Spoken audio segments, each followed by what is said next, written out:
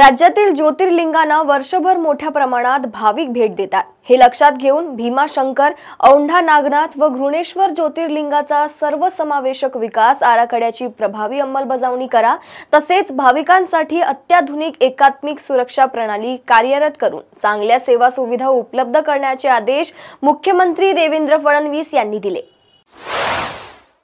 अवकाळी गारपिटीचे अस्मानी संकट, त्यामुळे उद्ध्वस्त होणारी पिके, कर्जबाजारीपणामुळे त्रासलेले शेतकरी मृत्यूला कवटाळत आहेत। जिल्ह्यात चालू वर्षी आतापर्यंत 11 शेतकरी आत्महत्यांची नोंद झाली आहे। यापैकी 4 आत्महत्या गेल्या सव्वा महिन्यात झाल्या आहेत। शेतकरी कामगार पक्षाच्या वतीने अलिबाग नगरपालिकेसाठी नगराध्यक्ष पदाच्या उमेदवार म्हणून अक्षया नाईक यांच्या नावाची घोषणा करण्यात आली आहे। शेकाप सरचिटणीस जयंत पाटील यांनी या संदर्भातील घोषणा केली आहे। त्यामुळे नाईक कुटुंबाभोवती पुन्हा एकदा अलिबागचे राजकारण केंद्रित होणार आहे। भाजप आणि काँग्रेस या राज्यातील 2 प्रमुख राजकीय पक्षांनी नगराध्यक्ष पदाचे उमेदवार निश्चित करण्यासाठीच्या हालचालींना वेग दिला आहे। या संदर्भात भाजपची बैठक मंगळवारी तर काँग्रेसची बैठक बुधवारी मुंबईत होणार आहे। दोन्हींचे नगराध्यक्ष पदाचे उमेदवार येत्या 5 दिवसात जाहीर होतील। एप्रिल ते ऑक्टोबर 2025 या 7 महिन्यात कोकण रेल्वेने तब्बल 2 लाख विना तिकीट प्रवाशांवर कारवाई केली। सुट्ट्यांच्या काळात कोकणात प्रवास करणाऱ्यांची संख्या वाढल्याने विना तिकीट प्रवासाचे प्रमाणही वाढल्याचे रेल्वेने सांगितले।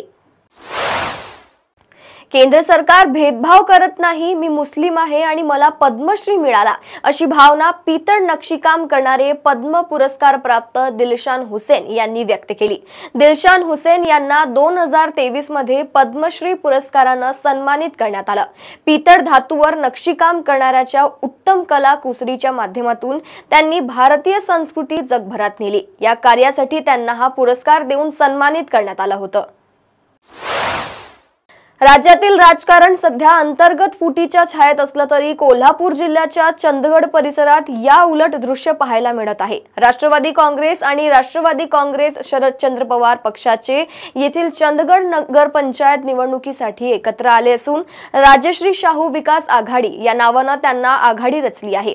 ही युती मंत्री हसन मुश्रीफ यांच्या मध्यस्थीनंतर अंतिम झाली असल्याची पुष्टीही यावेळी करण्यात आली आहे।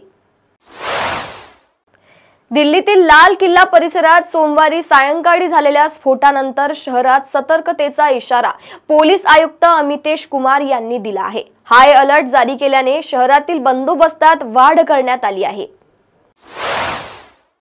सावित्रीबाई फुले पुणे विद्यापीठातील अधिष्ठानची 4 पदे तसेच परीक्षा व मूल्यमापन मंडळ संचालक पदासाठी भरती प्रक्रिया राबवण्यात येणार आहे। त्यासाठी विद्यापीठाकडून पदभरती जाहिरात प्रसिद्ध करण्यात आली असून या अंतर्गत इच्छुक उमेदवारांना 13 नोव्हेंबर ते 12 डिसेंबर या कालावधीत ऑनलाईन अर्ज करावा लागणार आहे। महाराष्ट्र राज्य मार्ग परिवहन महामंडळाच्या ऑनलाईन तिकीट बुकिंगला यंदाच्या दिवाळीत विक्रमी प्रतिसाद मिळाला। केवळ ऑनलाईन तिकीट विक्रीतून 21,44,13,191 रुपयांचा विक्रमी महसूल मिळाला असून तो गेल्या वर्षीच्या तुलनेत 4.77 कोटी रुपयांनी वाढल्याचे अधिकाऱ्यांनी सांगितले।